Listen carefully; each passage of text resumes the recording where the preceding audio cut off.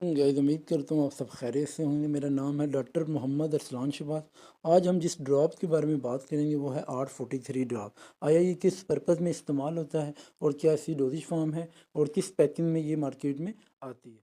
अगर हम इससे फ़ायदे की बात करें तो R43 ड्रॉप दमे के मामले में सबसे मशहूर दवाई मानी जाती है। उसकी वजह ये है कि अगर आप इसे प्रॉपर इस्तेमाल करते हैं तो आपका जो अस्थमा का प्रॉब्लम है वो सॉल्व हो जाता है। दूसरे नंबर पे ये बेसिकली दमे के मरीज़ों के लिए मौसमी जो होता है ना दमा, जिसमें सांस ज़्यादा फूलना शुरू हो जाता है, जिसकी वजह से आप बोल भी नहीं पाते, इतना सांस फूलना शुरू हो जाता है, तो उनके लिए भी ये बहुत ज़्यादा फ़ायदेमंद है। डोजेज फॉर्म इनकी चेंज होती है।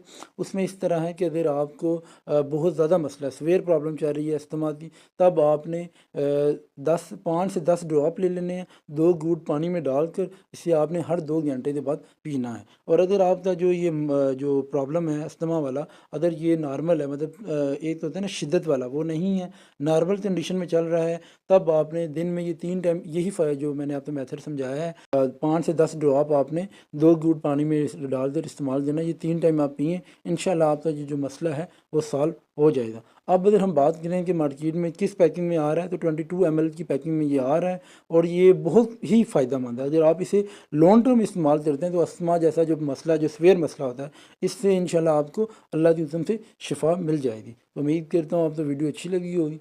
अगर अच्छी लगी तो इस वीडियो को लाइक कर देना और मेरे चैनल को सब्सक्राइब कर देना। जज़ाकल्लाह। अल्लाह हाफिज़।